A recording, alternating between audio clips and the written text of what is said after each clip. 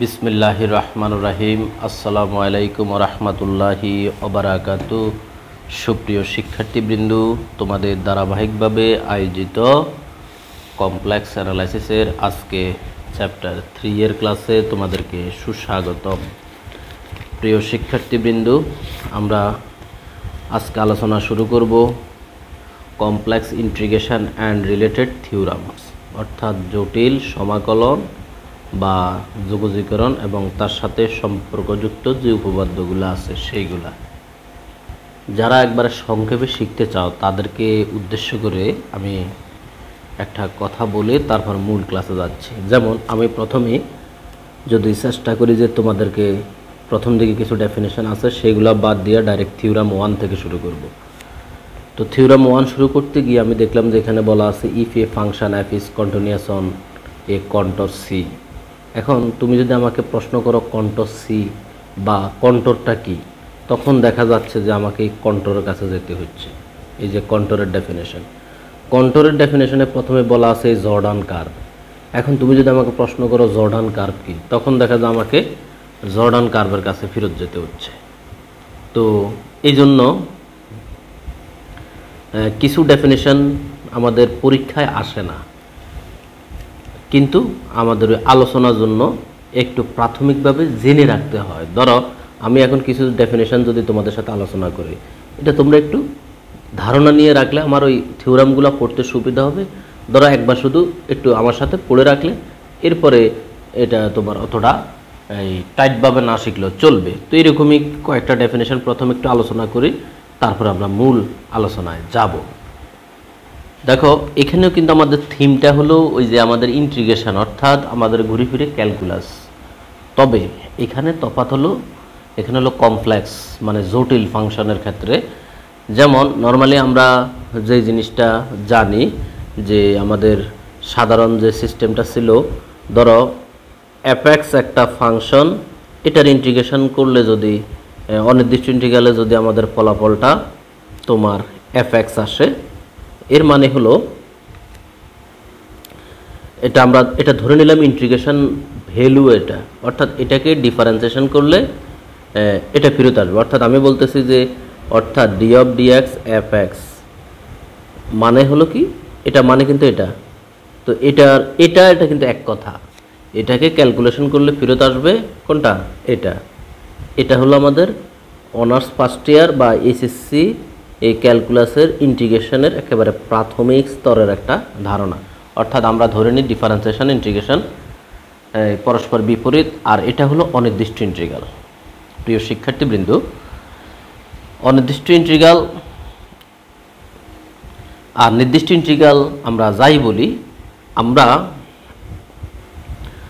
এই যে অনির্দিষ্ট ইন্টিগ্রালটা যখন আমরা আমাদের জটিল কমপ্লেক্স অ্যানালাইসিস আলোচনা করব, কমপ্লেক্স ফাংশনের ক্ষেত্রে আলোচনা করব, এই এফএক্স কল্পনা না করে আমরা এখানে ধরবো এফ জেড, মানে ওই যে জেড এক্সের জায়গায় জেড। কারণ জেডের ভিতরে কি আছে তোমরা কিন্তু জানো, এক্স প্লাস আই ওয়াই, এটা হলো জেডের ভিতরে, অর্থাৎ এক্স আছে ওয়াই আছে। এখন যে বিষয়টা হলো, আমরা যে বিষয়টা মূল এখানে ফোকাস করব সেটা দেখো, ধরো এফ জেড ডি জেড, এটাকে যদি আমরা এটার ফলাফলটা ইন্টিগ্রেশন ভ্যালুটা ধরো এফ জেড, দ্যাট মিনস এটাকে ডিফারেন্সিয়েশন করলে এটা ফেরত আসবে। ইন্টিগ্রেশন এর যে ফাংশনটাকে ইন্টিগ্রেশন, কোনো ফাংশনকে ইন্টিগ্রেশন করলে যে ফলাফল আসে সেই ফলাফলটাকে তুমি যদি আবার এই ডিফারেন্সিয়েশন করো তাহলে ইন্টিগ্রেশনের মূল ফাংশনটা ফেরত আসবে।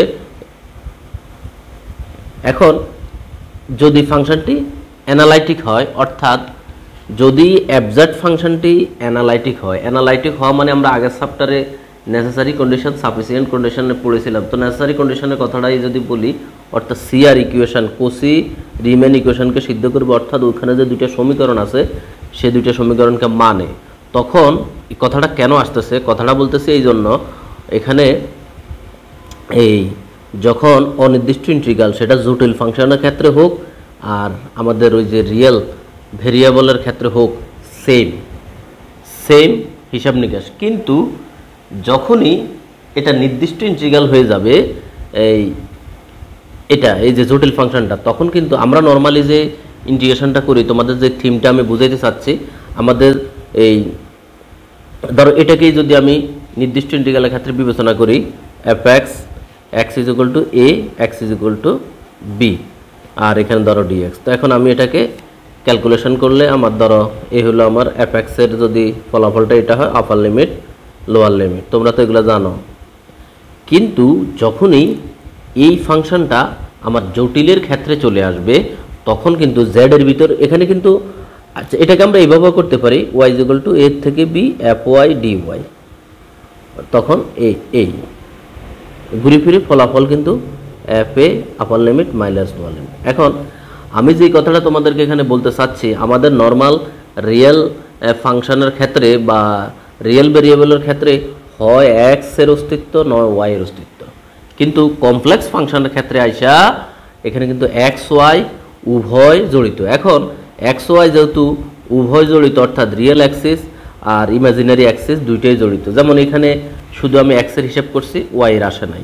তো দেখা যায় যে আমরা যখন কমপ্লেক্স অ্যানালাইসিসে ঠিক এরকম নির্দিষ্ট ইন্টিগ্রাল আমরা ডেফিনিট ইন্টিগ্রাল আলোচনা করতে যাব, তখন দেখা যাবে যে এক্সেরটা এরকম ঠিকঠাক আছে কিন্তু ওয়াই এই বিভিন্ন কার্ভের জন্য ওয়াই তো ইমাজিনারি, তখন দেখা যাবে বিভিন্ন ফাংশনের ক্ষেত্রে এই ডেফিনিট ইন্টিগ্রালটা এখানে বিভিন্ন রকমের এই ফলাফল বা এর মধ্যে একটা বড় ধরনের ভেরিয়েশন আসবে। এর কারণ হলো এখানে, কারণ আমরা যখন জেড দিয়ে আলোচনা করব ফাংশনটাকে, তখন জেড এর ভিতরে এই এক্স এবং ওয়াই দুইটারই অস্তিত্ব আছে। তো এক্স ওয়াই তো মূলত ইমাজিনারি অক্ষ, হাইটটা বা আমাদের ইমাজিনারি এটা অনেক রকমের পথঠাক সহজ সোজা কার্ভ হইতে পারে তোমার, তারপর কার্ভের ভিতরে আবার অনেক কার্ভ মানে কি বক্ররেখা, এরপরে আর্ক লেন্থ হইতে পারে, অনেকগুলো আর্ক লেন্থের যোগফল হইতে পারে। তো সেই ক্ষেত্রে দেখা যায় যে আপনার কমপ্লেক্স ইন্টিগ্রেশনের কমপ্লেক্স ফাংশনের নির্দিষ্ট ইন্টিগ্রাল এক এক জায়গায় এক এক রকম। এই থিমটা তোমাকে একটু ধারণা নিতে হবে। দেখো আমি যে কথাগুলো বলছি এই কথাগুলো তুমি মনোযোগ দিয়ে শুনলে তোমার ভবিষ্যতের জন্য কাজে দিবে, উপকারে আসবে এবং তোমার ক্লাসগুলো করতে ভালো লাগবে। আমি যে কথাগুলো এতক্ষণ বলেছি এগুলো না বলেও কিন্তু অঙ্ক করানো যায়, কিন্তু আমি চাচ্ছি তোমাদেরকে জিনিসগুলো একটু ক্লিয়ার করে দেওয়ার জন্য। এইবার আসো আমাদের কয়েকটা ডেফিনেশন আমরা একটু টাচ দিয়ে যাচ্ছি, যেগুলো তুমি স্ট্রংলি না শিখলেও চলবে, কিন্তু একটু ধারণা নিয়ে রাখতে হবে আমাদের ওই যে থিওরামের ভাষাগুলা বোঝার জন্য। ওকে, এতক্ষণ যে আলোচনাটা করেছিলাম তোমার বই এটা ইংলিশে প্রথমেই সূচনাতে আছে, তো তোমরা প্রয়োজন একটু বই পড়ে আর একটু ধারণা নিয়ে নিবা। আমার কথাগুলোই মেইন এখানে। সাম ডেফিনেশন অর্থাৎ কিছু সংজ্ঞা নিয়ে আলোচনা, সবগুলো করব না, যেগুলো একান্ত প্রয়োজন সেগুলোই করব। তোমার বইয়ের ধারাবাহিকভাবে আমি আলোচনা করতেছি। যেমন কন্টিনিউয়াস আর্ক অর্থাৎ অবিচ্ছিন্ন চাপ, চাপ তো বুঝো, এই ধরো একটা বক্ররেখার একটা অংশ বা একটা বৃত্তের অংশ, একটা ওই তোমার স্পেয়ারের অংশ, চাপ মানে একটা বক্ররেখার, ধরো একটা বক্ররেখাই বলতে পারো, এটা অন্য কারো অংশ হতে পারে। তো চাপ নিয়ে তেমন আমাদের আলোচনার দরকার নাই, চাপ আমাদের দরকার হলো ম্যাথমেটিক্যাল ধারণা। তাহলে দেখো কন্টিনিউয়াস আর্ক, কন্টিনিউয়াস মানে অবিচ্ছিন্ন চাপ, এভাবে লিখছে এখানে, let Z be a point on a arc such that, মানে একটা চাপের মধ্যে জেড হলো এমন একটা বিন্দু, যেমন Z is equal to Z টি, এটা দুইটা অংশ, ওই যে বাস্তব এবং অবাস্তব, আমরা যেরকম ইউ প্লাস আই বি লিখতাম না, ইউ প্লাস, তো ধরো এখানে লিখছে ফাই টি একটা প্লাস আই সাই টি। সাইর উচ্চারণটা হলো দেখো এরকম পিএসআই, সাই, পির উচ্চারণটা হয় না। আর এই ভদ্রলোকে হলো পাই, পিএইচআই, পাই। আচ্ছা যাক, এগুলো পঠানে আলোচনা আছে অনার্স সেকেন্ড ইয়ারের আর কি। এখন এর দুইটা অংশ, একটা হলো এটা হলো বাস্তব অংশ, এটা হলো অবাস্তব অংশ। তো ধরো এটাকে এইভাবে লেখা যায়, এক্স ইজ ইকুয়াল টু, ধরো আমরা যে Z is equal to x plus I Y সেটাই কিন্তু এখানে লেখা। তো তার সাথে কম্পেয়ার করলে এখানে এক্স ইকুয়াল টু ধরো ফাই টি, কিন্তু পাই না, phi phi t and y is equal to psi t। এখন বলতেছে যে if a phi t and psi t are এই দুইটাই are both real continuous functions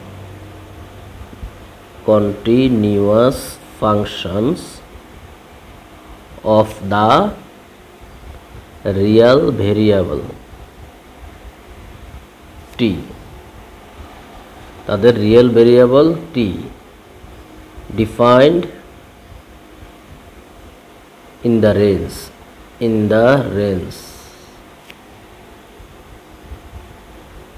রেঞ্জটা ধরে নিছে ধরো আলফা এবং বিটার ভিতরে, তার ওই যে আপার লিমিট লোয়ার লিমিটের মতো আর কি, বা নির্দিষ্ট ইন্টিগ্রালে যে আপার লিমিট লোয়ার লিমিট আছে এর মধ্যে, দেন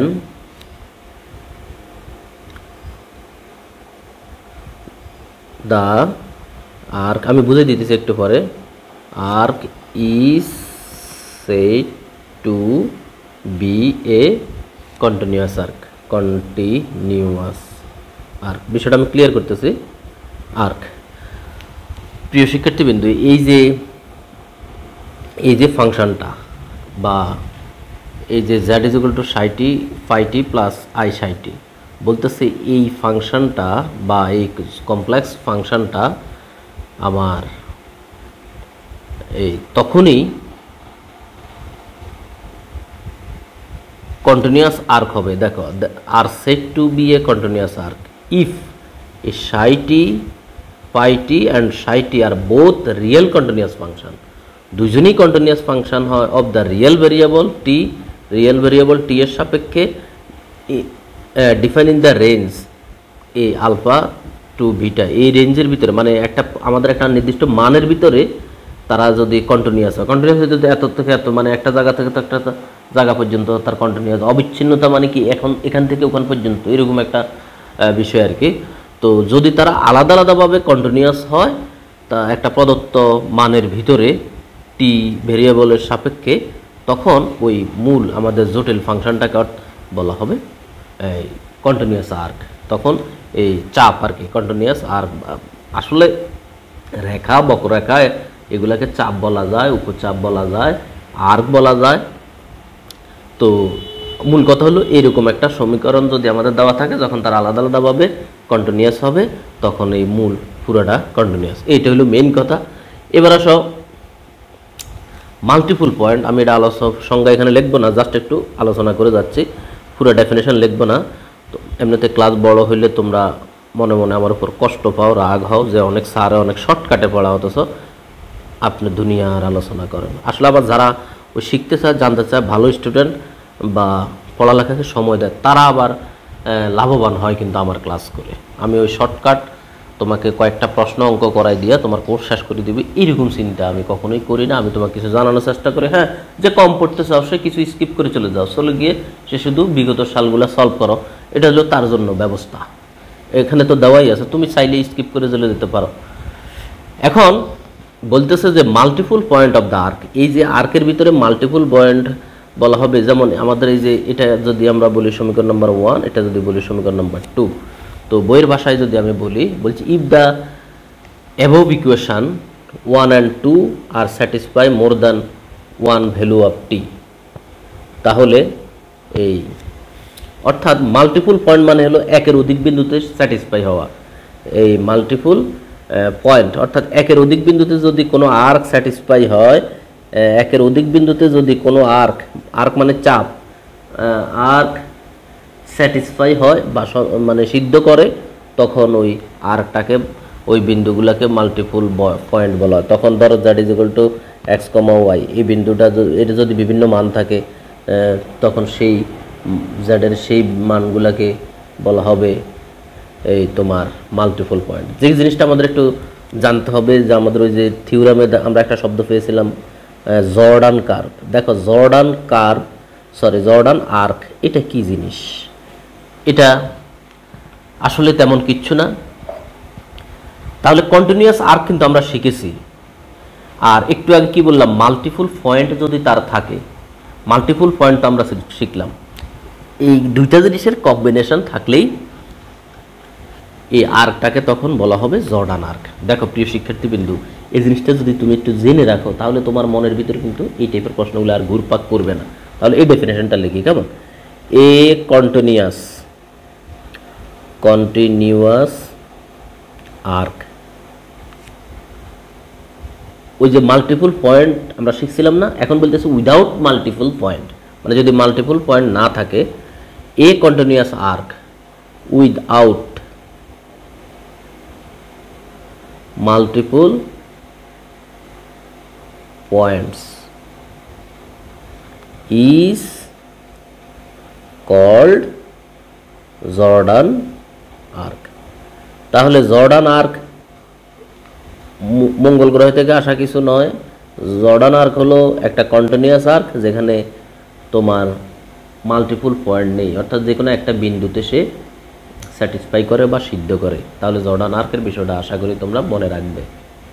কেউ যদি আর্ককে কার্ভ বলে, কার্ভকে আর্ক বলে, কার্ভ মানে বক্রাকার আর আর্ক মানে চাপ, আমি কিন্তু তার সাথে দ্বিমত করতে পারবো না, মানে সমতুল্য, ঠিক আছে। আর্ক হলো চাপ, চাপ মানে কিন্তু বক্র হয়, সোজা হয়, চাপ বক্রই হয় বেশি, চাপ মানে একটা অংশ আর কি, হ্যাঁ বাংলায়। এবার দেখো সংক্ষেপে রেগুলার আর্ক। রেগুলার আর্কের ডেফিনেশন যদি বলতে চাই, একটু আগে আমরা শিখছিলাম Jordan curve. An arc of Jordan curve মানে কোনো জর্ডান কার্ভ, যদি কোনো জর্ডান কার্ভকে রেগুলার আর্ক বলা হবে যদি তার ওই যে দুইটা পার্ট আমরা করছিলাম না, একটা হলো ফাইটি আর একটা হলো সাইটি। এই ফাইটি এর এই তোমার ফার্স্ট ডেরিভেটিভ আর সাইটি এর first derivative are also continuous, এই সংক্ষেপে বললাম। ওকে, এবার আসো, তাহলে রেগুলার কার্ভ হলো ওই কার্ভ যেই কার্ভটা হবে প্রথমত জর্ডান কার্ভ এবং তার ফার্স্ট এবং তার ওই যে দুইটা পার্ট আছে যে সমীকরণ, আমরা তো এটা তো প্রথমে বলছিলাম সাইটি প্লাস আই ফাইটি প্লাস আই সাইটি, এই দুইটা পার্টে ফার্স্ট ডিফারেন্সিয়েশন কন্টিনিউয়াস হয় ইন দ্য গিভেন রেঞ্জ। অর্থাৎ ওই যে রেঞ্জটা তো আমাদের প্রশ্নে দেওয়া থাকবে, ধরো এরকম, এটা হলো ধরে নেওয়া আলফা আর বিটার ভিতরে। আর continuous Jordan curve, continuous Jordan curve হলো যে কার্ভের হলো তোমার কন্টিনিউয়াস জর্ডান কার্ভ হলো যেই জর্ডান কার্ভ অনেকগুলা সেন মানে শিকল, ধরো আমরা যে শিকল হলো এরকম জিনিস আর কি, ধরো এই অনেকগুলা নির্দিষ্ট ফাইনাইট এই তোমার আর্ক দ্বারা কনসিস্ট বা গঠিত, ফাইনাইট নাম্বার আর্ক দ্বারা গঠিত, তাহলে ওইটাকে বলা হয় কন্টিনিউয়াস জর্ডান। কি বলতেছি আমরা, if A Jordan curve consist of Sen, এরকম সেন গঠন করে of finite number of Jordan curve, মানে সসীম সংখ্যক জর্ডান কার্ভ দ্বারা একটা শিকল গঠন করে, তখন ওটাকে বলা হয় কন্টিনিউয়াস জর্ডান কার্ভ। যাই হোক, সংক্ষেপে বুঝাই বললাম। এখন আসো ডিফারেন্সিয়েবল। আমি বই থেকে কিন্তু সিরিয়াল বাই সিরিয়াল ডেফিনেশনগুলো আলোচনা করতেছি। ডিফারেন্সিয়েবল তোমার একটা আর্ককে তোমার ডিফারেন্সিয়েবল বলা হবে যদি সেটা ওই যে আর্ক তো আমি এখানে তো প্রথমে দেখাই দিলাম আর্ক, যদি সে এই তার এই ফার্স্ট ডিফারেন্সিয়েশনটা এক্সিস্ট হয় অ্যান্ড কন্টিনিউয়াস হয়,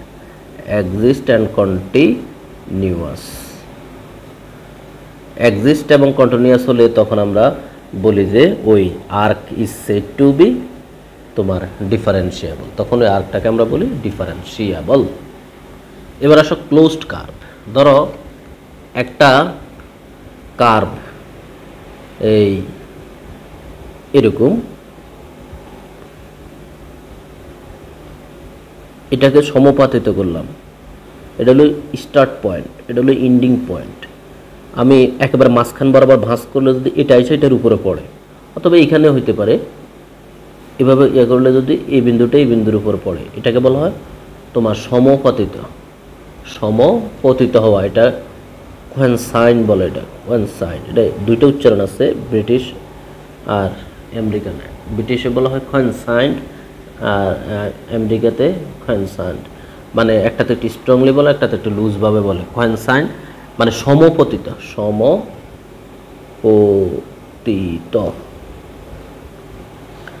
সমপতিত। তো এইরকম কার্ভ, অর্থাৎ বইয়ের ভাষায় যদি বলি যে ক্লোজড কার্ভ কি, ক্লোজড কার্ভ হলো ইফ দ্য স্টার্টিং পয়েন্ট, এটা হলো ধরো স্টার্টিং পয়েন্ট, এটা হলো ending point of a curve কনসাইন্ড।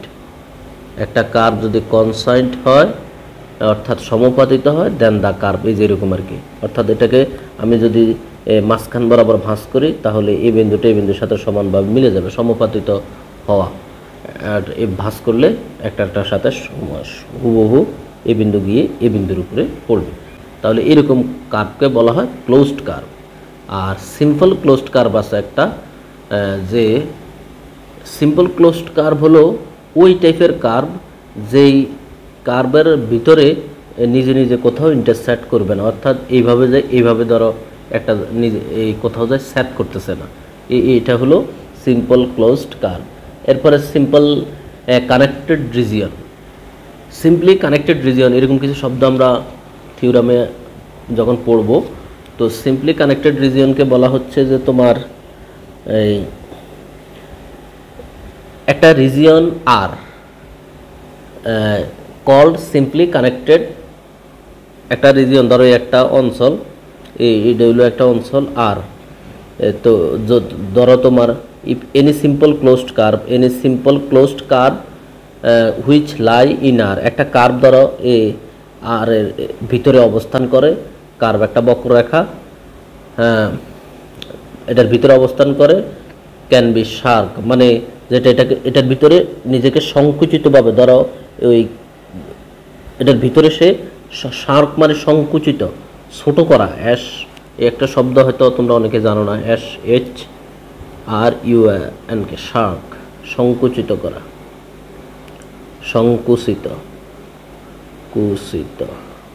সংকুচিতভাবে থাকে। এই অর্থাৎ একটা আসল কথাটা সোজা বাংলা হলো একটা এরিয়া, এর ভিতরে যদি একটা কার্ভ যদি এর ভিতরে পেঁচাই পুচাই থাকে, মানে এর ভিতরেই থাকে, এর ভিতর এবং নিজেকে সংকুচিত অবস্থা রাখে একটা কার্ভ। আবার বলতেছি, একটা কার্ভ একটা নির্দিষ্ট অঞ্চলের ভিতরে যদি একটা কার্ভের অবস্থান হয়, ওই কার্ভের ভিতরে সে সংকুচিত অবস্থা থাকে, এর ভিতর দিয়ে সে চলে যায় না, অর্থাৎ শার্ক টু এ পয়েন্ট উইদাউট লিভিং আর, অর্থাৎ এর ভিতর দিয়ে সে ত্যাগ করে যায় না, এর ভিতরেই থাকে। তখন এই জায়গাটাকে বলা হয় কানেক্টেড রিজন, মানে আবদ্ধ অঞ্চল। কথা বুঝাইতে পারছি? অর্থাৎ একটা ফিক্সড এলাকার ভিতরে যদি একটা কার্ভের নিজেকে সংকুচিত অবস্থায় অবস্থান করে এবং এর ভিতর দিয়ে সে বের হয়ে ওই এরিয়ার ভিতর থেকে সে বাইর হয় না, তখন এই অঞ্চলটাকে বলা হয় তোমার সিম্পলি কানেক্টেড রিজিয়ন। ঠিক আছে, এই সিম্পলি কানেক্টেড রিজিয়ন। এরপর তোমার ধরো সিম্পলি বাদ দিয়ে যদি multiple connected,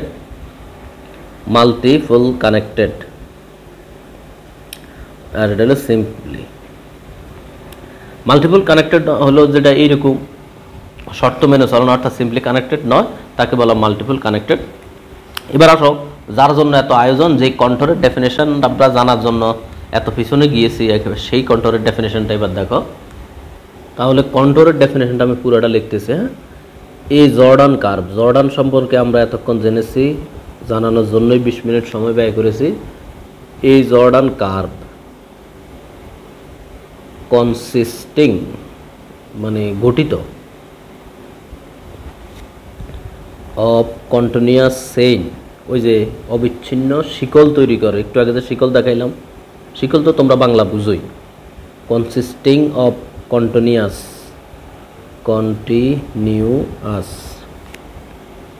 chain of a finite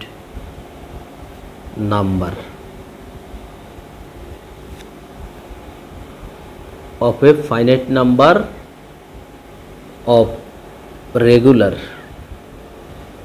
regular arc is called contour. কথাটাকে কন্টর শব্দটা কিন্তু আমাদের সামনে খুব পড়বে, ঠিক আছে? কি বললাম? A Jordan curve consisting of continuous chain, যেটা তৈরি করে কি অবিচ্ছিন্ন শিকল। ওই যে আমরা একটু আগে দেখালাম এরকম আর কি, অবিচ্ছিন্ন শিকল অফ এ ফাইনাইট নাম্বার, একটা নির্দিষ্ট সংখ্যক অফ রেগুলার কার্ভ দ্বারা। হ্যাঁ, রেগুলার আর্ক মানে কি? রেগুলার আর্ক হলো, আমরা একটু আগে বলেছিলাম যে আর্ক তোমার ওই যে সাই প্রাইম, ফাই প্রাইম আর সাই প্রাইম, মানে ফার্স্ট ডিফারেন্সিয়েশনটাকে কন্টিনিউয়াস, অবিচ্ছিন্ন। এই যে এখানে বলছিলাম এই রেগুলার, এই যে আরও কন্টিনিউয়াস, এটা কন্টিনিউয়াস। তখন ওই আমরা ওই জর্ডান কার্ভটাকে বলবো হলো কন্টর, ঠিক আছে? আমি আবার বলতেছি, এই Jordan curve consisting of continuous chain, যেটা গঠিত অবিচ্ছিন্ন শিকল দ্বারা অফ এ ফাইনাইট নাম্বার, মানে একটি কিছু সংখ্যক বা সসীম সংখ্যক অফ রেগুলার আর্ক দ্বারা, যেটা সসীম সংখ্যক রেগুলার আর্ক দ্বারা গঠিত, তাকে বলা হয় কন্টর। আশা করি এতক্ষণে কিছুটা হলেও তোমরা বুঝেছো। আরেকটা ডেফিনেশন আছে বইয়ে, সেটার দিকে যাচ্ছে না। তো এটাকে যদি তার স্টার্টিংটা যদি হয় তোমার আর্কের দ্বারা এ আর শেষটা যদি হয় বি, তখন এটাকে আমরা প্রকাশ, যদি যে জটিল ফাংশন হয় তখন এইভাবে অঙ্কের ভিতরে আমরা এটাকে উপস্থাপন করব, ঠিক আছে? এটা হলো আমার কন্টরটাকে আমরা এইভাবে উপস্থাপন করি, ঠিক আছে? তাহলে এটাও একটা কার্ভে, কিন্তু আরেকটা আছে ক্লোজড কার্ভ, আরেকটা আছে ক্লোজড কন্টর। এই শব্দটা আমরা পাবো। তাহলে এটা হলো আমার বইয়ের 11 নম্বর ডেফিনেশন। এরপর আসব 12 নম্বর ডেফিনেশন। এখন ক্লোজড কার্ভ হলো, এখন যদি স্টার্টিং পয়েন্ট আর এই স্টার্টিং, এই যে এখানে বললাম যে স্টার্টিং পয়েন্ট আর ইন পয়েন্ট, স্টার্টিং পয়েন্ট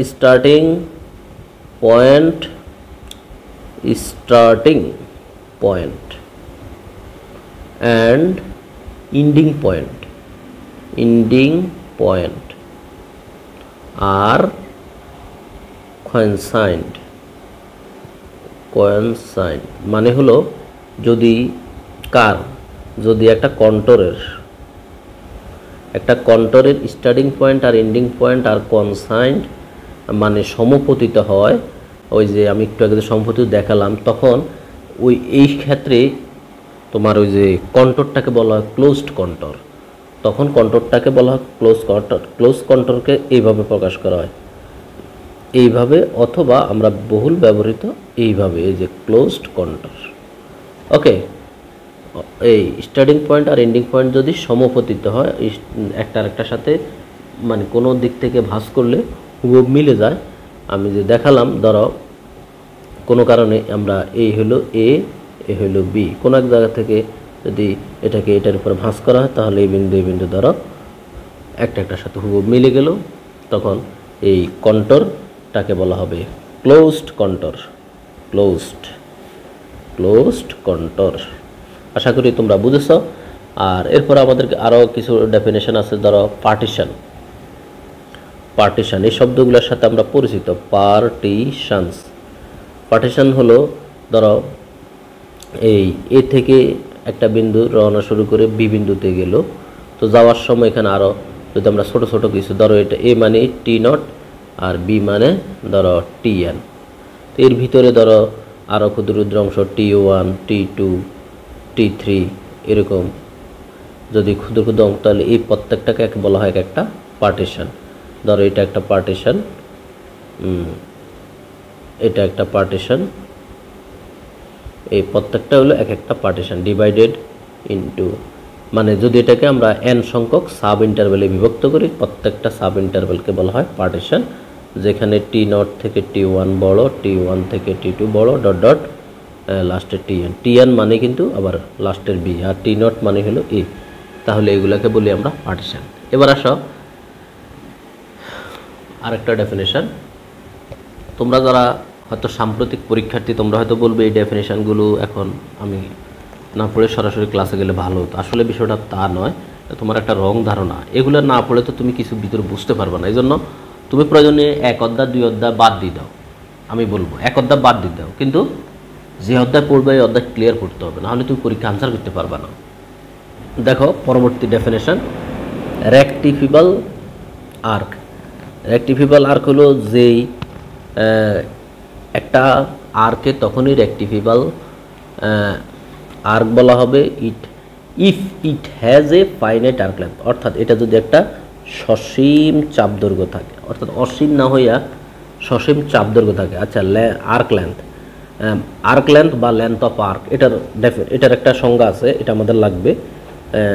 এটা ক্যালকুলাস 2তেও আছে, লেন্থ ক্যালকুলাস 1এও আছে। Length of arc, length of arc বাইর করার সরাসরি সূত্র, ধরো লেট, এখানে লিখছে গামাটি, বইয়ের থেকে গামাটি বিএ স্মথ আর্ক। এখন আবার তুমি বলবে স্মথ আর্ক, স্মথ মানে হলো মানে মসৃণ আর কি, কোথাও কোনো বাধা নাই, স্বাভাবিক খসখসা না, বা কোথাও কোনো বাধা প্রাপ্ত হয় না। স্মুথ আর্ক, স্মুথলি আমরা বলি না, স্মুথলি মানে সহজভাবে, পরিপাটিভাবে, ইজি মোশানে, এরকম স্মুথ আর্ক, কোথাও কোনো বাধাপ্রাপ্ত না। Then the real valued of function, তাহলে তার এই রিয়েল ভ্যালুড ফাংশন আমরা সরাসরি তার আর্কটাকে আমরা এইভাবে মূল্যায়ন করতে পারি। যদি সরাসরি আমরা এর আর্কটাকে এইভাবে লিখতে পারি, দুইভাবে লেখা যায়। ধরো সরাসরি এই আর্ক লেন্থ বা চাপ আমরা বলতে পারি যে যদি এ থেকে বি পর্যন্ত তার আপার লিমিট লোয়ার লিমিট হয়, তখন এই এক্স প্রাইমটি স্কোয়ার প্লাস ওয়াই প্রাইমটি স্কোয়ার, এটা হলো তার চাপ দৈর্ঘ্য সাথে ডিটি। অর্থাৎ এটাকে আমরা অবশ্যই এইভাবে লিখতে পারি আরও সহজভাবে, d x of d t whole square plus d y of d t whole square উপরে রুট, এইভাবে চাপ দৈর্ঘ্যকে লেখা যায়। বইয়ের মধ্যে আরেকটা কথা আছে, ধরো এটাকে এভাবে লিখছে,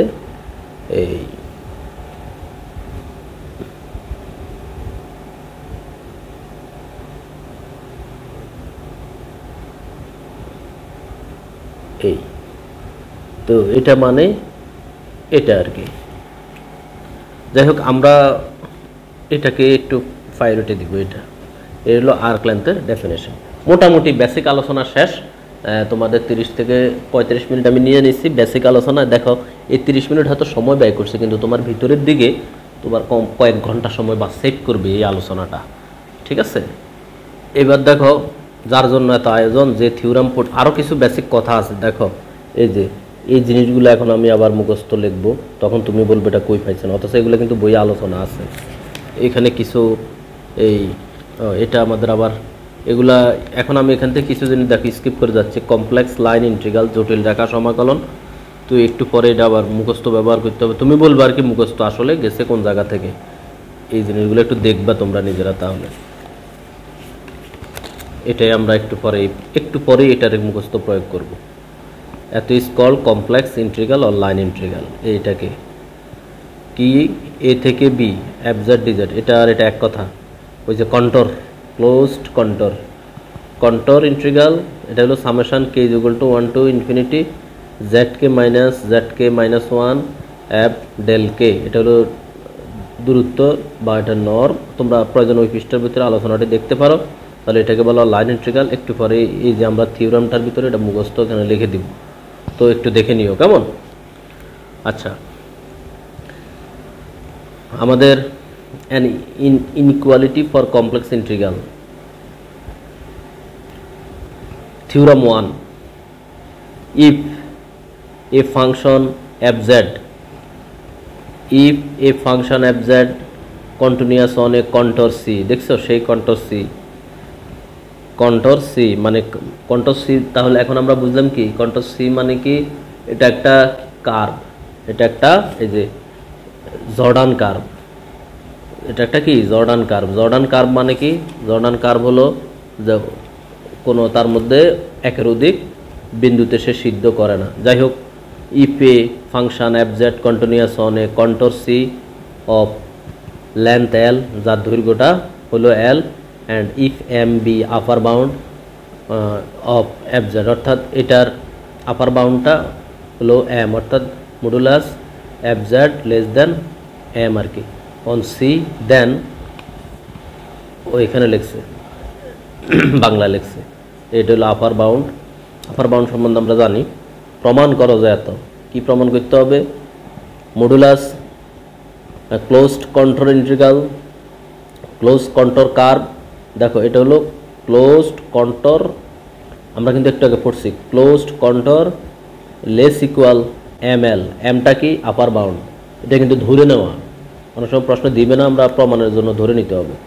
আর এলটা হলো কি তার লেন্থ, তাহলে আপার বাউন্ড তার লেন্থ, ফলাফলটা এই শর্ত মেনে চলে। আর এইভাবে আসতে পারে, if f z is integrable along a curve c having finite length l and if there exist a positive number m such that এত, এমটা কিন্তু ধরে নেওয়া, হাইপোথিস কল্পনা, অন সি দেন এত। এক কথায় প্রমাণটা কিন্তু সহজ। তার এখন প্রমাণ শুরু করতে গেলেই এখানের এই দেখো কমপ্লেক্স লাইন ইন্টিগ্রালের ডেফিনেশনটা আমাদের দরকার হবে।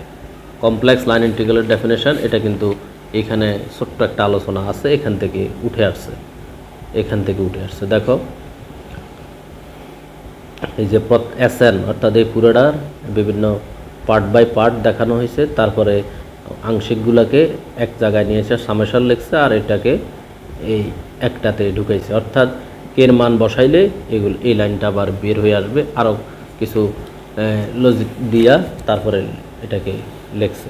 তাহলে আমি ডাইরেক্ট এখন এই লাইনটা প্রয়োগ করব, তোমরা একটু ধৈর্য সহকারে বোঝার চেষ্টা করো, একেবারে সহজ একটা প্রমাণ। তাহলে প্রমাণটা শুরু করলাম, আমি সংক্ষেপে লিখে নিলাম আমরা কি প্রমাণ করব। আমরা from definition of complex integral একটু আগে আমরা দেখলাম, from definition of complex integral closed contour is equal to limit n tends to infinity summation n is equal to k is equal to 1 to n, অর্থাৎ 1 থেকে শুরু করে n পর্যন্ত k এর মান zk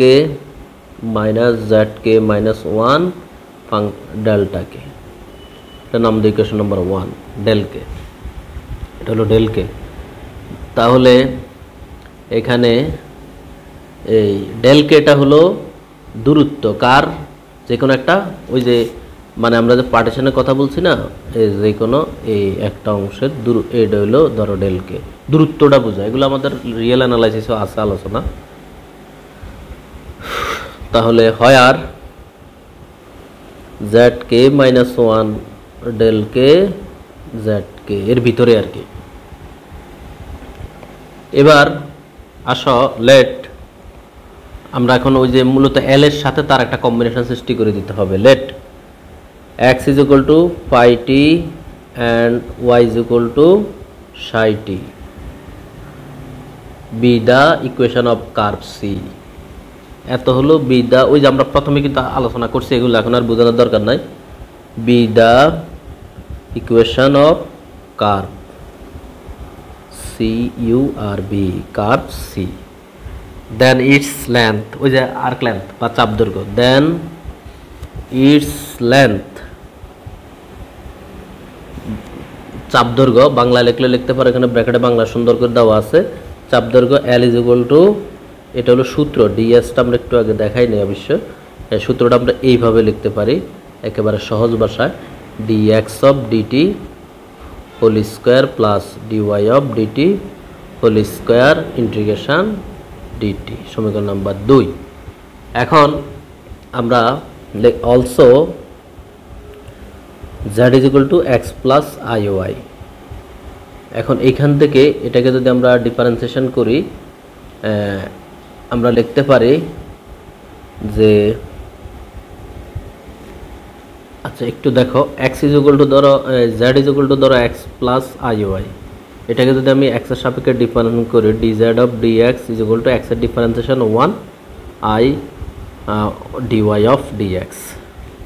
এখন d z of d x, এখানে d এক্সকে আমি যদি লসাগু ধরি d x plus i d y, তো ডি এক্স কাটা গেলে এটাকে লেখা যায় D Z is equal to d x plus i d y.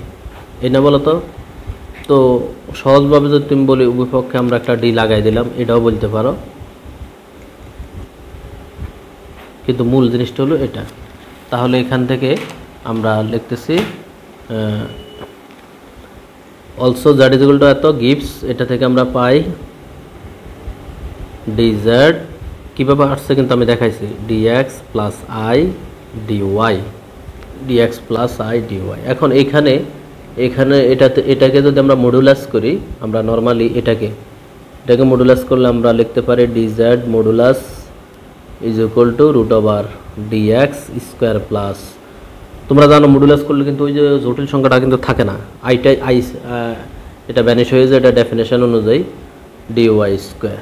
এখন এটার উভয় পক্ষে যদি আচ্ছা এই ফলাফলটা কিন্তু আমাদের রইল, এখন এটাকে উভয় পক্ষে যদি আমরা এই ইন্টিগ্রাল প্রয়োগ করি, ধরো D z modulus is equal two,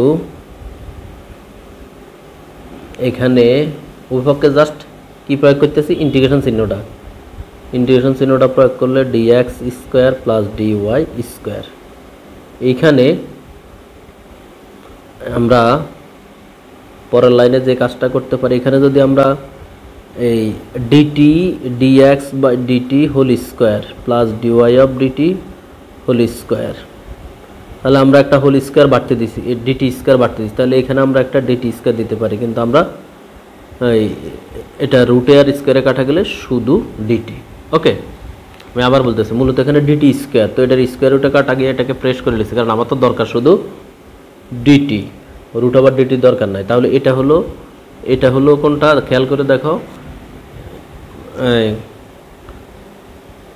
closed control modulus D Z is equal two এত, এটার মান আমাদের কাছে আছে আবার এল, এটার মান হলো এল সরাসরি।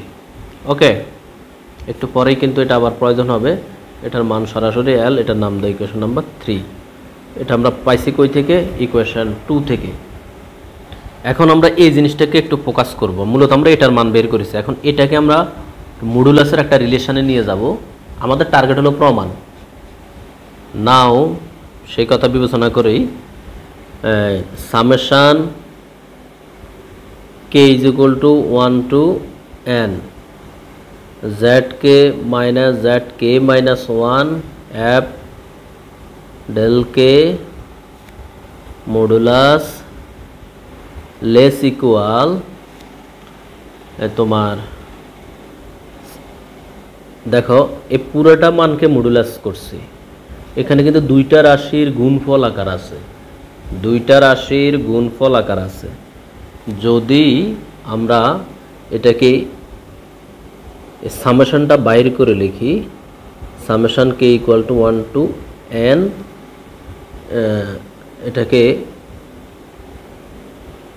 এটা লেস ইকুয়াল, অর্থাৎ এগুলো হলো মডুলাসের ধর্ম, তোমার আমার কিছু বলার নাই।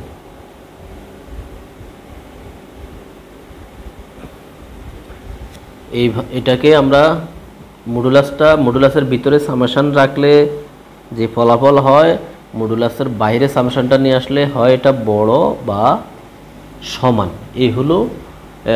এটা হলো মডুলাসের একটা প্রপার্টিস। এখন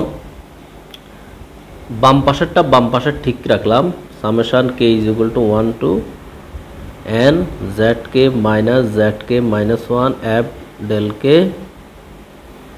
মডুলাস। এইখানে আইসা আমরা জানি যে মডুলাস দুইটা রাশির গুণফলকে মডুলাস থেকে আলাদা করলে তাদের এই পাশটা হয় বড় হবে নয় সমান হবে, অর্থাৎ এই চিহ্নটা আমাদের ঠিকই থাকবে।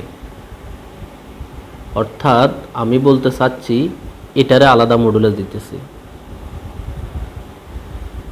এটাকে আলাদা মডুলাস দিতেছি আর এটাকে আলাদা মডুলাস দিতেছি। ওকে, তাতে এই পাশ অর্থাৎ এটা থেকে এটা বড় বা সমান, এ হলো মডুলাসের একটা প্রপার্টিস। এখন আমরা প্রমাণকে টার্গেট করি, উভয় পক্ষে আমরা লিমিট নিতেছি। প্রমাণটা শেষ পর্যায়ে আসলে বুঝতে পারবা কেন আমরা কি করতেছি। একেবারে সহজ প্রমাণ কিন্তু এটা। Limit n tends to infinity summation k is equal to 1 to n zk minus 1 f del k less equal limit n tends to infinity summation n is equal to n k is equal to 1 to n modulus zk minus 1 modulus f। মানে আমরা কিচ্ছু করি না এখানে, আসলে আমরা just এই লিমিটটা নিয়ে আসছি। লিমিট নিয়ে আসার পিছনে কারণ আছে। কারণটা হলো এই যে এটার সরাসরি আমাদের যে হাতে আছে, এটা সরাসরি আমাদের 1 নং সমীকরণটা কোথায় আছে, 1 নং এই যে এখানে দেখো, এটার সরাসরি এটা। আবার বলতেছি, এটা সরাসরি এটা, জাস্ট মডুলাসটা পাশে বসে থাকবে। তাহলে যেই কথা সেই কাজ। লিখতেছি মডুলাসের জায়গায় modulus contour closed contour fz dz। এরপরে এখানে আইসা আমরা আমাদের কাছে আমাদের ইকুয়েশন নাম্বার 2, 3 আছে। আচ্ছা, এটা আর এটার মধ্যে শুধু তফাৎ হলো এখানে মডুলাসটা পার্ট বাই পার্ট আর এখানে হোল। তো আমরাও এখানে লেখার সময় ঠিক এইভাবেই লিখব। ধরো এই কিন্তু এফ না, ইন্টিগ্রাল চিহ্ন এটা। তাহলে এইখানেও একইভাবে কন্ট্রোর ইন্টিগ্রাল, এটা হলো ধরো মডুলাস fz আর এটা হলো dz। এখানে এটার মধ্যে শুধু এখানে মডুলাস ভিতরে, তো আমরাও মডুলাস ভিতরে দিয়ে দিলাম। এখন আমরা যে কাজটা করব, contour fz closed contour fz dz, তোমার এইখানে এই যে এটার মানটা fz, এটার মান প্রশ্নে দিছে আমাদের এই, না দিলেও আমরা ধরে নিব যে এর মানটা m প্রশ্ন অনুযায়ী। অর্থাৎ আমরা ধরে নিতেছি যে এত এর তোমার আপার বাউন্ড m, অর্থাৎ এটা কল্পনা বা ধরে নেওয়া হাইপোথিস যাই বলি না কেন, অবশ্যই আমাদের প্রশ্নে দেওয়াই আছে, না দিলেও আমরা এটাই ধরব প্রমাণ মেলানোর জন্য। আর সাথে আছে মডুলাস dz। ইন্টারেস্টিং বিষয় হলো মডুলাস dz এর একটা তোমার আমাদের এখানে সরি এটা বাদ পড়ে গেছে, এই কন্ট্রোর মডুলাস dz। দেখো contour modulus dz, contour modulus dz, এই কন্ট্রোর মডুলাস dz এটার মান হলো সরাসরি l। আবার বলতেছি contour modulus dz is equal two l। এখন তুমি হয়তো বলবে প্রথম থেকে শেষ পর্যন্ত আমি তো পুরোটা আবার ভুলে গেছি। তা আমি বলবো তুমি প্রথম থেকে শেষ পর্যন্ত আবার একটু জিনিসটাকে রিভিশন দাও, দেখবা যে ফানির মতো সহজ হয়ে যাবে। fz dz, তাহলে এটা m আর এটার মান হলো কত, আমরা সরাসরি l বের করেছি বাই 3। তাহলে আমাদের প্রমাণ কিন্তু হয়ে গেল, প্রুভড। আশা করি তোমরা বুঝেছো। কোনো সমস্যা থাকলে আমাকে জানাবে, তবে 2-3 বার নিজেরা রিভিশন দিলে আর প্রথমের বেসিকগুলো একটু পড়ে নিবে। এটা 2-3 বার রিভিশন দিয়ে নিজেরা খাতা লিখলে ইনশাল্লাহ ক্লিয়ার হয়ে যাবে। এটা কিন্তু পরীক্ষায় বেশ কয়েকবার আসছে, national university, Dhaka university, Rajshahi university, আরও লেটেস্ট সালের দিকেও কিন্তু এটা পরীক্ষা আসছে এবং প্রমাণও খুব সহজ। আর এটা এমনিতে আমাদের কিন্তু কাজে লাগবে এটা। তো সবার জন্য অনেক অনেক শুভকামনা জানিয়ে আমাদের লেকচার 1-এর ক্লাস এখানেই শেষ করতেছি। প্রিয় শিক্ষার্থীবৃন্দ, তোমাদের অনার্স ডিগ্রি, মাস্টার্স, প্রিলি, ফাইনাল বা এনটিআরসি লিখিত গণিত সকল প্রকারেরই গণিতের কোর্স করার সুযোগ আছে এমটি বিল্লাল ইউটিউব চ্যানেল এবং ফেসবুক পেজের সৌজন্যে। জাস্ট আমাকে এই নাম্বারে 01720991523 এই নাম্বারে হোয়াটসঅ্যাপে মেসেজ করলেই আমি তোমাকে বিস্তারিত জানাবো। তো আল্লাহ হাফেজ।